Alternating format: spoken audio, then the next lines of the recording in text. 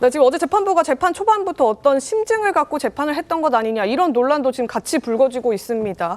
바로 재판부가 초반부터 제시했던 공소장 변경 요청 부분 때문인데요. 이 재판부가 어제 판결을 내리면서 초반에 공소장 변경에 따라서 1심의 유죄 판결은 더 이상 유지되지 못한다 이런 얘기를 했습니다. 보시는 것처럼 공소사실 변경됐기 때문에 1심이 유죄가 나왔잖아요. 이 원심에 대한 판결 더 이상 유지 못한다 이렇게 아예 고지를 하고 이후 설시를 했거든요. 유기철 변호사님, 이게 지금 통상적인 겁니까? 그러니까 1심은 이제 증거들은 똑같아요. 뭐 특정 증거를 배척하거나 뭐 다시 증거 판단한 건 없어요. 그러니까 증거 관계는 그대로 유지하면서 사실관계를 바꾼 거잖아요, 어떻게 보면. 그게 뭐 법리 판단도 일부 들어갔습니다만은 사실관계 자체를 바꿨어요. 아까 제가 말씀드린 대로 그 뭐 직무유기로 문제 삼겠다라는 부분도 이거를 뭐 사실관계라기보다는 앞으로 의견 표명 내지 일로 갖고 왔고요. 이런 식으로 안에서 뭔가 이렇게 작업을 했는데 1심 만약에 판결 그대로라면 그렇게 하면 안 되는 거죠. 그러니까 공소장 변경을 통해서 공소장이 사실이 바뀌었기 때문에 1심 판결은 유지될 수 없다. 그러니까 1심 판결과 달리 사실관계를 인정해도 나는 자유롭다. 이런 식으로 재판을 다시 시작할 수 있는 기초관계를 만들어 놓은 거죠. 네. 거기다가 검찰로 하여금 사실 공소장 변경 요구를 한 이유를 모르겠어요. 저거 아니면. 왜냐하면 공소장 변경 요구를 제가 했을 때는 어떻게 이해를 했냐면 그러니까 재판부가 혹시 이재명 대표가 김문기 씨를 알게 된 시점에 대한 허위 사실 공표로 보는 것이 아니냐. 이게 서울시 성남시장 때 안 게 아니고 실제는 성남시장 때 알았지만 마치 경기도지사를 안 것처럼 안 시점에 대해서 이걸 거짓말을 했기 때문에 이것은 공표로 본 거 아니냐. 저는 이렇게 해석을 해요. 그거 아니면 해석이 안 나오니까. 그런데 지금 보니까 그거죠. 1심 관계에서 사실관계 인정을 전제로 해서는 답이 없으니까 그 사실관계 인정을 아예 흐트러 놓은 거죠. 저는 그렇게 해석을 합니다. 간단하게 말씀드리면 재판부에서 재판을 하다가 검사가 제출한 공소장 내용이 좀 불명확하거나 네. 또는 조금 사실관계 인정에 좀 착오가 있는 것 같으면 이게 사실관계를 확인해 보니 공소장 내용이 좀 바뀌어야 되는 거 아닙니까? 이렇게 문의를 합니다. 그러면 검사가 그에 따라서 공소장을 변경하면 그러면 그에 맞춰서 판결을 하겠다는 그런 시사거든요. 네. 근데 1심에서 유죄가 판결된 사건을 두고 공소장 변경하시죠. 이게 이해가 좀 안 됩니다 하고 공소장 변경하게 해놓고는 더 이상 1심 판결을 유지할 수 없습니다. 이렇게 이야기하면 네. 좀 심하게 이야기하면 속인 거 아닌가 검사들을 그런 의심을 들게 만들죠. 아마 공판을 수행했던 검사들은 우리가 사기당했다 이렇게 이야기할 수 있는 여지가 있다고 봅니다. 그래서 하기는 개인적 의견이시겠지만 개인적 의견이죠. 아니 저도 이렇게 해석할 여지가 있는 것이 그러니까 이재명 대표께서 각종 매체에 나와서 한 말씀들이 많아요. 네. 그런데 이거를 단순화시킵니다. 성남시정 시절에 김문기 씨를 몰랐다. 그다음 뭐 A, B, C 이렇게 단순화시켜놓고 나머지는 문제 삼지 않게 해요. 근데 그 발언 중에 뭐가 있냐면 지침만 줬을 뿐 모른다 이런 단어들이 나와요. 그럼 지침만 줬다는 것은 다른 건 없다는 거잖아요. 예를 들면 보고받은 적도 없고 그다음에 같이 나와서 뭐 저 기자회견 할 것도 없고 이런 것들은 사실 검사가 문제 삼을 수 있는 부분이거든요. 판단 대상일 수도 있는데 네. 이런 부분 다 떼어내야죠.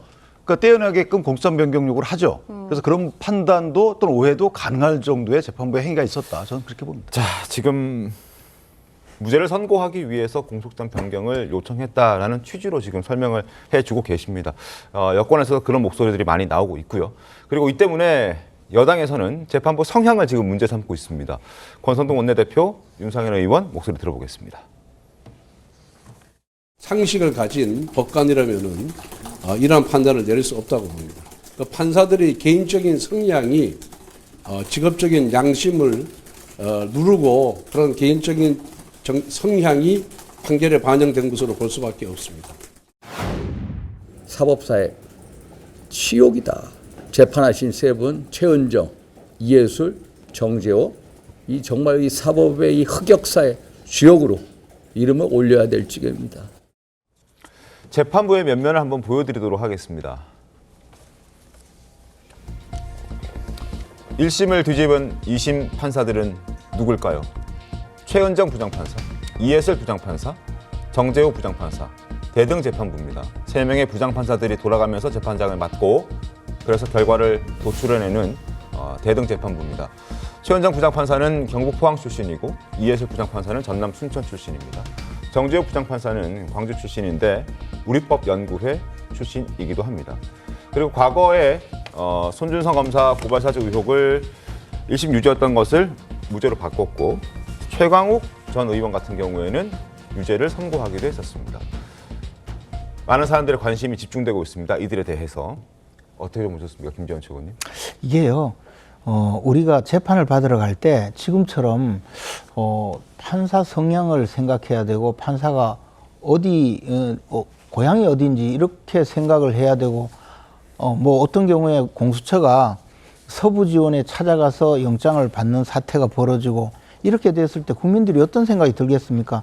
내가 재판부에 가면 재판을 받으러 가면 법과 원칙에 따라서 공정하게 재판을 할 것이다 라는 믿음이 있어야 네. 사법부 독립이 되고 그리고 이 공화국이 제대로 운영이 될 수가 있습니다. 그런데 이런 사례처럼 이 판결을 난 판사의 성향을 보니까 이해가 된다. 이 판결을 난 판사는 이렇게 갈 거다 하고 사전에 예고가 된다면 이건 우리 국민들이요 어떤 판사에게 배당이 되느냐에 따라서 자기 운명이 결정되는 그런 네.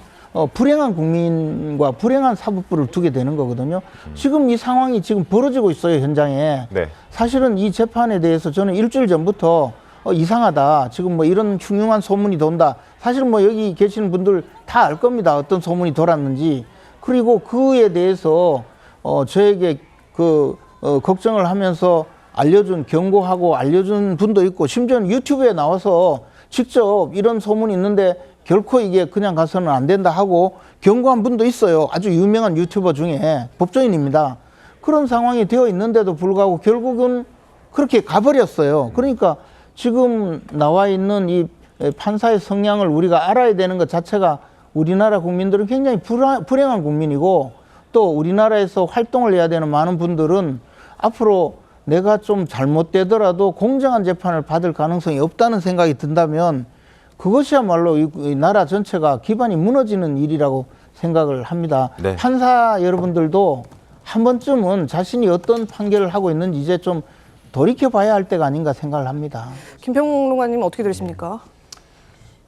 일단은 우리가 이제 이런 이야기를 많이 하면 사법 불신이 굉장히 이렇게 늘어나게 되잖아요. 그래서 기본적으로는 어쨌든 판단이 나왔으니까 기본적으로는 승복을 하고 그다음에 대법원 판결에서 어떤 가능성이 있는지 이런 논의 그리고 그런 절차에 집중하는 그런 자세가 필요한 거는 맞는 것 같고요.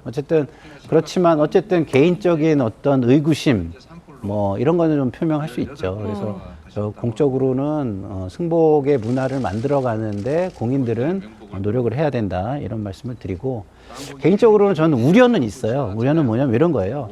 지금 재판부가 강조한 거는 개인의 기본권을 굉장히 강조하는 판결과 법리를 적용을 한 거거든요. 근데 저는 이제 국회에서 오래 일을 해서 공선법의 입법 취지 부분을 저는 좀 봐야 되는데 그 부분이 뭐냐면 공직 후보자나 공직자의 발언은 진실성이라는 걸 중심으로 보고 그 진실성이라는 게 유권자의 권리를 얼만큼 훼손할 수 있느냐 이런 입법 취지를 중심으로 법리를 적용하는 것도 앞으로 고민을 해봐야 된다 이런 생각이 듭니다. 2심 재판부 비판하신 거죠, 지금. 뭐 어쨌든 개인적인 그러니까 2심 재판부가 지금 이재명 대표의 발언이 선거인들, 국민들에게 큰 영향 주지 않았다라고 판결문에 썼던데 그 부분을 비판해 주신 것 같습니다.